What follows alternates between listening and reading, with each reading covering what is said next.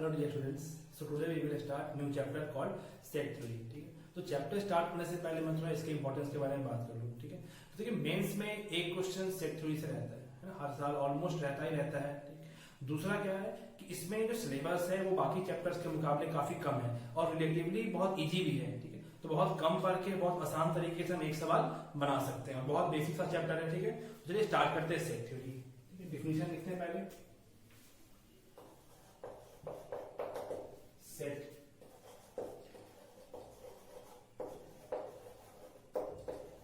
a well-defined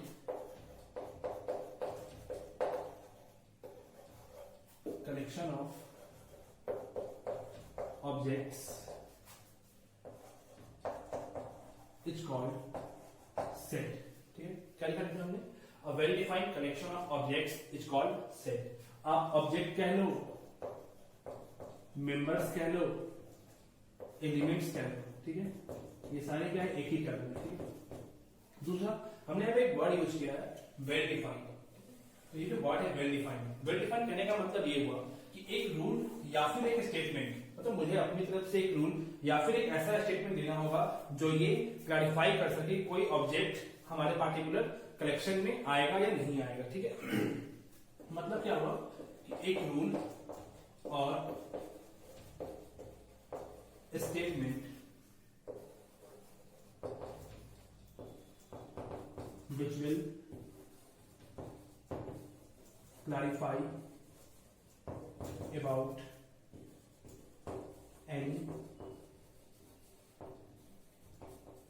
particular object that it belongs to any collection और not. मतलब एक ऐसा रूल जो हमें ये क्लैरिफाई कर दे कि कोई पार्टिकुलर ऑब्जेक्ट हमारे कलेक्शन में आएगा या फिर नहीं आएगा। ठीक है, तो ये एक डिफिनेशन हो गया। एग्जांपल से समझते हैं इसका मतलब क्या हुआ। ठीक है, जैसे मान लिया तुम ये समझो कि अगर कोई बहुत बड़ा स्कूल है, वहां बहुत से टीचर पढ़ाते हैं। ठीक, एक स्कूल है जहां पे बहुत से टीचर पढ़ाते हैं। तो मान लो मैंने आपसे ये कहा, मतलब किसी बच्चे से कहा कि आप जो है वो एक कलेक्शन बनाओ, collection of good teachers of the school. तो क्या ये वेल डिफाइंड कलेक्शन होगा?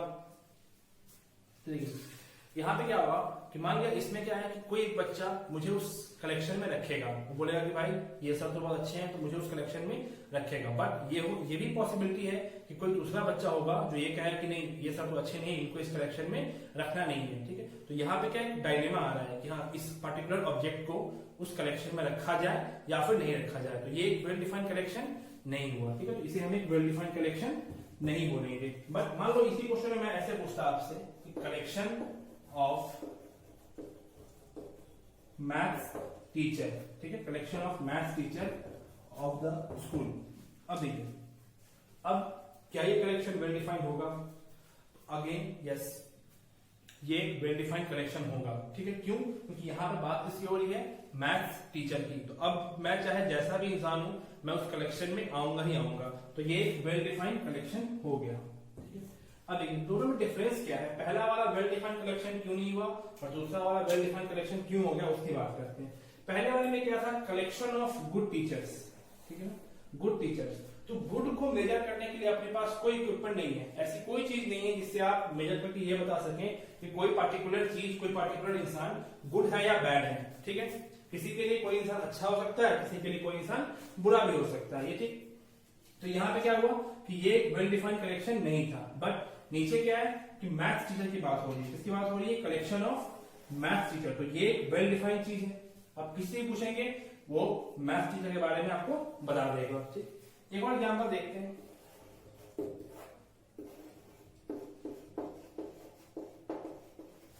कलेक्शन ऑफ 5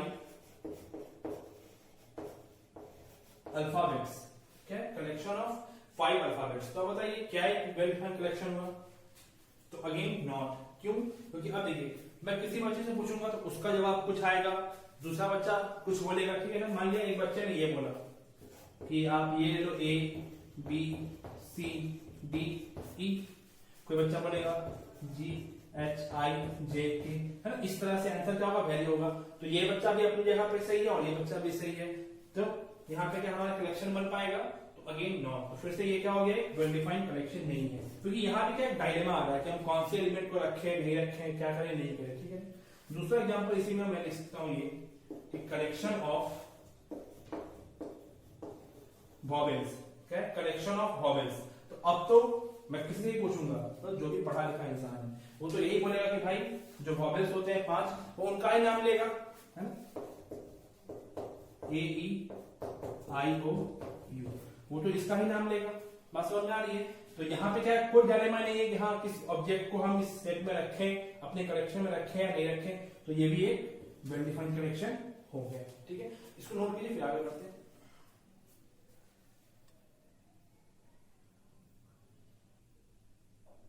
चलिए, आई होप आपने नोट कर लिया होगा, ठीक है। सिंपल सी चीज है, कुछ एग्जांपल और देखते हैं, उससे ये क्लैरिफाई करते हैं कि कौन सा एक वेल डिफाइंड कलेक्शन होगा और कौन सा नहीं होगा, ठीक है। चलिए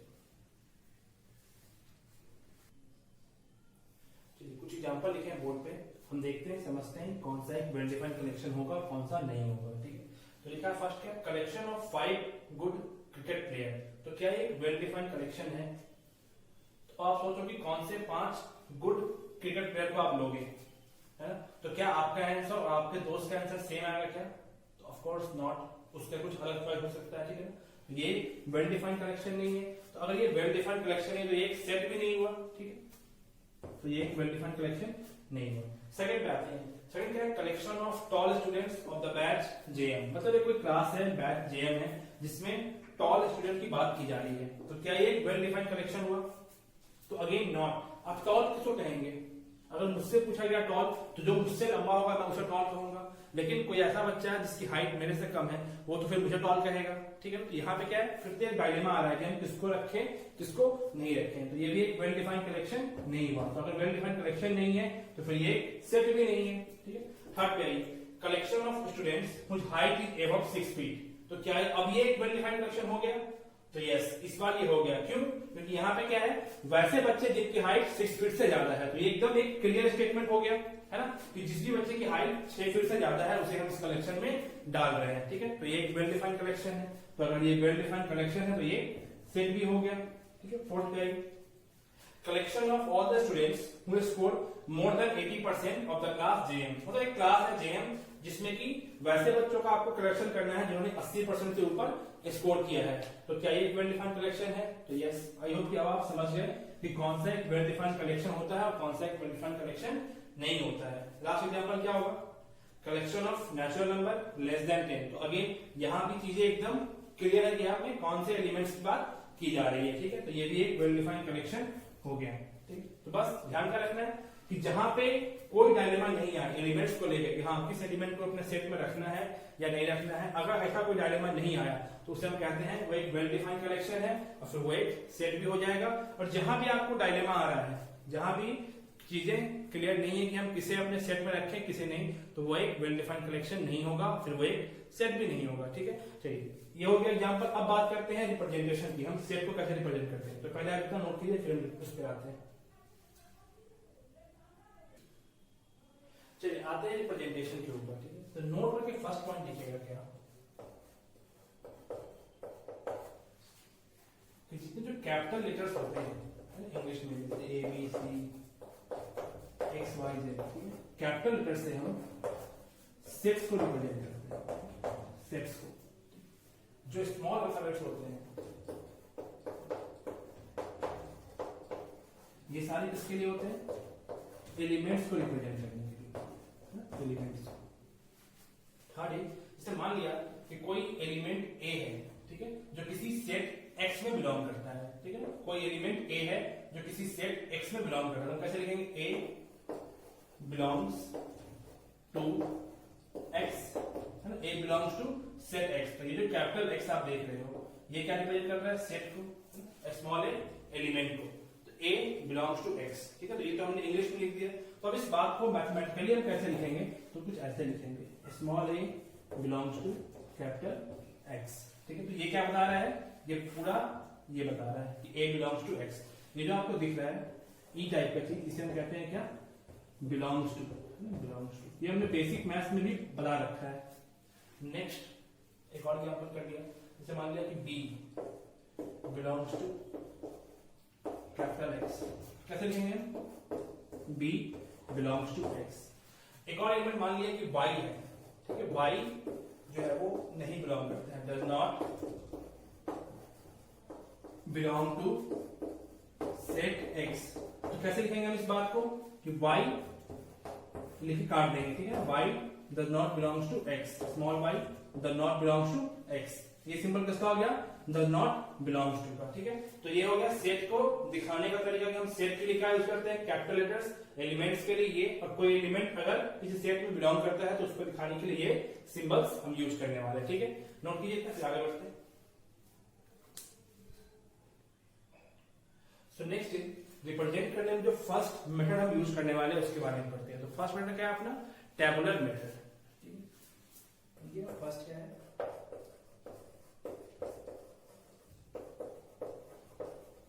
टेबुलर मेथड, या फिर इसको हम कहते हैं क्या, रोस्टर मेथड भी कहते हैं, या फिर इसको हम कहते हैं क्या, लिस्टिंग मेथड, लिस्टिंग मेथड, ठीक है। टेबुलर कह लो, रोस्टर कह लो, लिस्टिंग कह लो, ये सारा क्या है, एक ही बात है। टेबुलर थोड़ा स्टैंडर्ड वर्ड है, ये थोड़ा उसके लोअर स्टैंडर्ड के वर्ड हो गए, ठीक है। तो इसमें बेसिकली हम करते क्या है, एलिमेंट्स जो होते हैं सेट के, ठीक है, कोई भी elements are written in bracket, bracket कौन सा, तो मिडिल ब्रैकेट, मतलब curly bracket, elements are written in bracket, curly bracket and separated by commas, comma से हम सेपरेट करते हैं। जैसे मान लिया यहां पे एग्जांपल करते हैं, एक सेट A है, वो क्या है, सेट ऑफ वॉवेल्स है, ठीक है। सेट A क्या है, सेट ऑफ वॉवेल्स है। तो हम कैसे लिखेंगे इस मेथड के थ्रू, देखिए नाम क्या है, टेबुलर मेथड, तो टेबल बना के, या फिर क्या है नाम, लिस्टिंग मेथड, तो लिस्ट करके। तो कैसे लिखेंगे, जितने भी एलिमेंट्स हैं पहले उसको हम लिखेंगे, ठीक है ना, A E I O U, ठीक है। उसका क्या करते हैं कि कॉमा से सेपरेट करते हैं, तो एक कॉमा लगा दिया और फिर ब्रेसेस में डाल देते हैं। तो ये क्या हो गया, हमारा टेबुलर मेथड हो गया रिप्रेजेंट करने का, ठीक है। नेक्स्ट एग्जांपल करते हैं, बी सेट क्या है, सेट ऑफ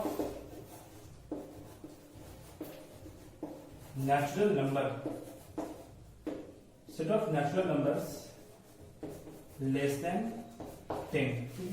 सेट बी क्या है, नेचुरल नंबर्स का सेट है जो क्या है 10 से छोटा है। तो कैसे लिखेंगे इसको हम, तो पहले सारे एलिमेंट्स लिखो, तो 1 2 3 4 5 6 7 8 9, लेस देन 10 की बात करें तो सब 9 पे रुक जाएंगे, ठीक है। अब इसको कर्ली ब्रैकेट से बंद कर दिया, ठीक है। तो ये क्या हो गया अपना टेबुलर फॉर्म या फिर रोस्टर मेथड हम इसे कहते हैं। इस तरह से हम एलिमेंट्स को लिस्ट करके लिखते चले जाएंगे, ठीक है। अब देखिए नेक्स्ट पे आते हैं, नेक्स्ट मेथड।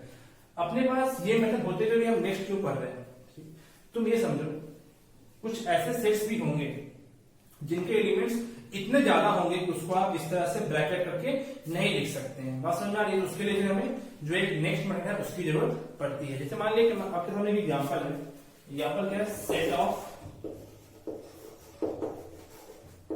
all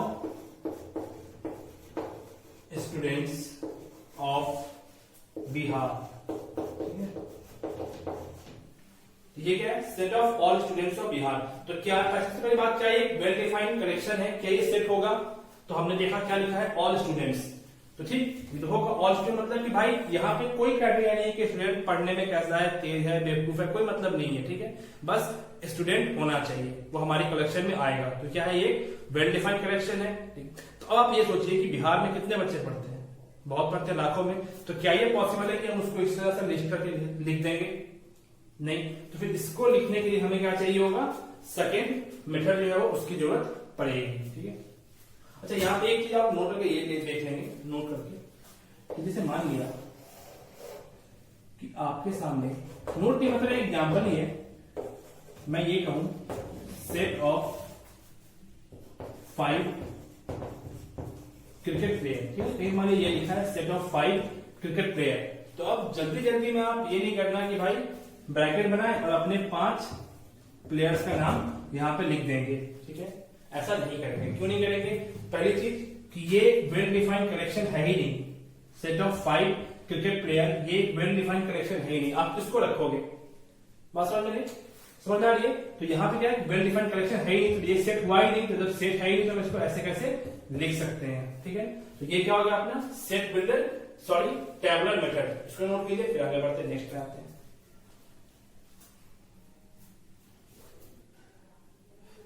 इसी में नोट 2 में लिखिएगा, नोट करके ऑर्डर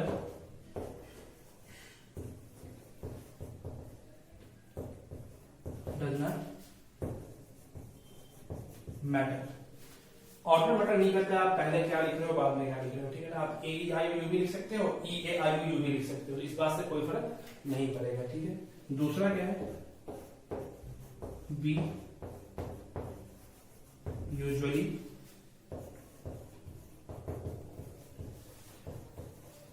रिपीट एलिमेंट्स। हम एलिमेंट्स को रिपीट नहीं करते हैं जनरली, आप रिपीट भी कर सकते हो लेकिन उससे कोई फर्क नहीं पड़ेगा। जनरली हम रिपीट नहीं करते हैं। बात समझ में आ रही है? मतलब क्या हुआ कि जैसे मान लिया आप अपने पास किसी सेट में 1 और 2 एलिमेंट है, ठीक है, तो अगर आप इसको ऐसे नहीं लिखना 1 2, ठीक है, हालांकि ऐसे लिखने में कोई गलत नहीं है, बुक्स वगैरह कहता है कि ये भी लिखना सही है, बट हम यूज में इसको नहीं लिखते हैं, हम यही यूज करते हैं, हम रिपीट्स नहीं करते क्योंकि इससे आगे आगे दिक्कत आएगी। क्या आएगी वो हम आगे समझेंगे। बात समझ में आ रही है? थर्ड क्या होगा? थर्ड तो बता ही दिया, ये वाला कि इस मेथड से, by this method we can't write all the sets, मतलब जितने भी सेट होंगे उसको हम इस मेथड से नहीं लिख सकते हैं। जैसे मान लिया एग्जांपल में ये set of all students of Bihar, तो इसको हम इस तरह से नहीं लिख सकते हैं। ठीक, चलिए, ये था अपना टेबुलर मेथड, इसको नोट कीजिए। फिर नेक्स्ट क्या आता है? चलिए नेक्स्ट क्या आता है? नेक्स्ट क्या है अपना सेट बिल्डर मेथड। ये काफी इंपॉर्टेंट मेथड है। मोस्ट ऑफ द क्वेश्चन जो होंगे आपको इसी फॉर्म में लिखे हुए मिलेंगे, या फिर आगे भी कहीं पर अगर यूज किया गया तो आपको इसी फॉर्म में यूज किया जाएगा। ठीक है ना, सेट बिल्डर कह लो या फिर इसको आप रूल मेथड कह लो या फिर इसको प्रॉपर्टी मेथड कह लो। ठीक है ना, प्रॉपर्टी मेथड यहां से आप समझ सकते हैं। इसमें जब हम करते गए, इसमें एलिमेंट्स को लिस्ट ना करके, मतलब एलिमेंट्स ना लिख के उनकी प्रॉपर्टी लिख देते हैं। ठीक है, क्या करते हैं इसमें? एलिमेंट्स ना लिख के उनकी प्रॉपर्टी लिख देते हैं। कहने का मतलब क्या हुआ इसमें? In this method we write property, we write the property of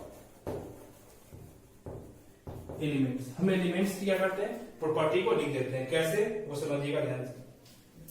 जैसे मान लिया कि ए कोई सेट है, ठीक, एक्स, और यहां पे क्या होगा? प्रॉपर्टी। तो ये जो एक्स है ये क्या हो गया? ये एलिमेंट्स हो गया। ठीक है, ये जो एक्स है ये क्या हो गया? एलिमेंट्स हो गया। ये जो आपको 2 डॉट दिख रहा है इसे हम कहते हैं सच दैट। ठीक है, बाहर तो आपको दिख रहा है कॉमा लिखा हुआ है, और ये जो यहां पे लिखा हुआ है ये क्या हो गया? एलिमेंट्स की प्रॉपर्टी, प्रॉपर्टीज ऑफ एलिमेंट्स। ठीक है, देखिए एग्जांपल देखते हैं। जैसे मान लिया कि एक सेट ए है, वो क्या है? वॉवेल्स का सेट था जो हमने लास्ट एग्जांपल किया था। तो यहां पे क्या लिखेंगे? देखिए x such that x is vowel, ठीक है। एग्जांपल नंबर फर्स्ट, तो जैसे हमने ये लिखा A x such that x is vowel, तो यहां से आप क्या समझेंगे कि ये जो एक्स है वो एलिमेंट्स हो गए, ठीक है ना, इस सेट के एलिमेंट्स हो गए। ये क्या है, सच दैट, और यहाँ पे क्या है, उन एलिमेंट्स की प्रॉपर्टी लिखिएगी वो है क्या। तो क्या लिखा है यहाँ पे, एक्स इज वॉवेल। तो आप यहां समझ सकते हो कि किस एलिमेंट्स की बात की जा रही है या फिर किन ऑब्जेक्ट्स की बात की जा रही है। हर कोई समझ जाएगा किसकी बात की जा रही है, ए ई आई ओ यू, ठीक है ना। तो इसमें बेसिकली हुआ क्या कि हमने सेट के एलिमेंट्स ना लिख करके उनकी प्रॉपर्टी लिख दी। एग्जांपल नंबर 2 देखते हैं।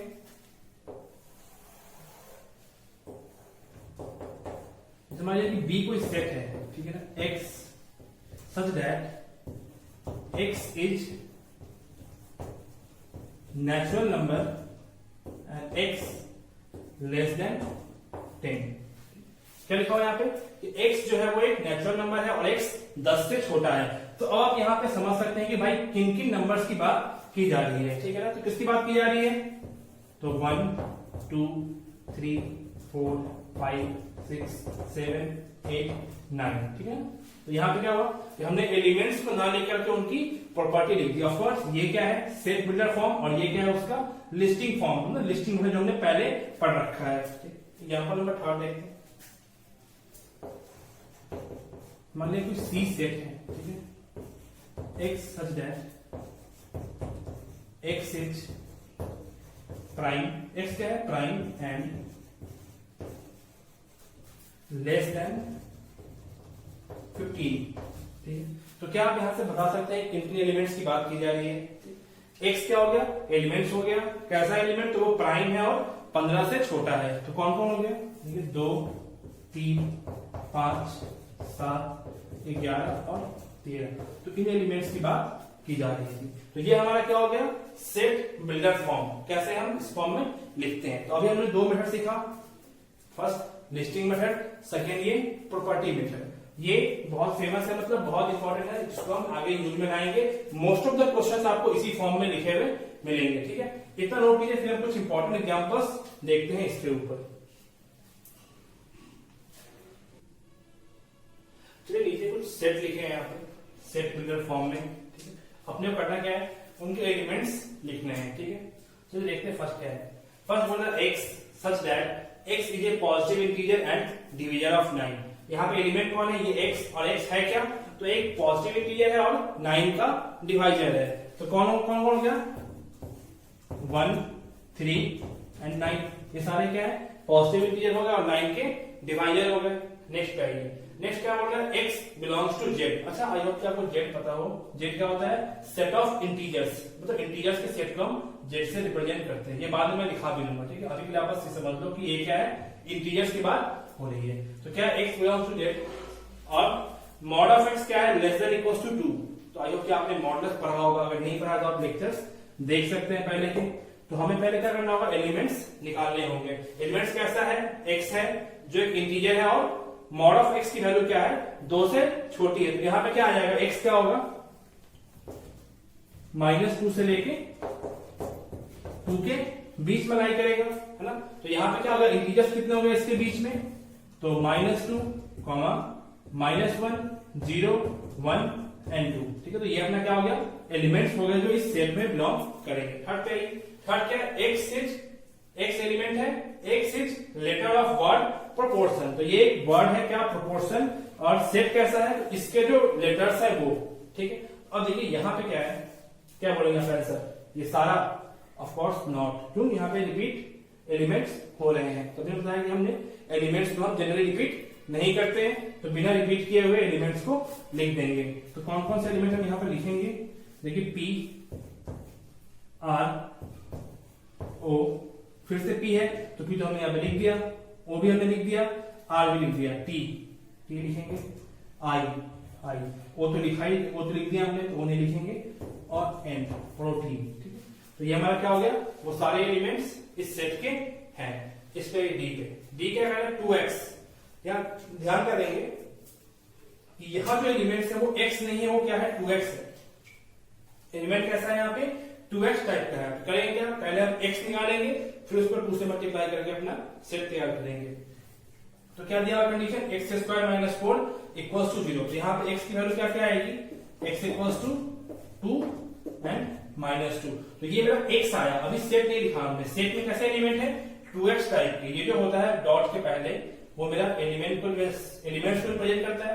तो एलिमेंट कैसे हैं 2x टाइप के, ठीक है ना। तो यहाँ पे कैसा हो जाएगा 2x मतलब 2 into 2 4 माइनस 4, ठीक है। तो ये हमारा क्या हो गया, सेट बिल्डर मेथड हो गया। ये उसका लिस्टिंग हमने कर दिया। बस के लिए अभी हमने सीखा क्या, दो चीज। पहला सेट का डिफिनेशन कि सेट क्या होता है, दूसरा कि हम सेट को कैसे रिप्रेजेंट करते हैं, ठीक है। तो नेक्स्ट मतलब इसके आगे कहानी हम नेक्स्ट वीडियो में देखेंगे कि भाई सेट के डिफरेंट टाइप्स जो होते हैं वो क्या होते हैं और कैसे हम उनको समझेंगे, ठीक है। मिलते हैं नेक्स्ट वीडियो में, ओके।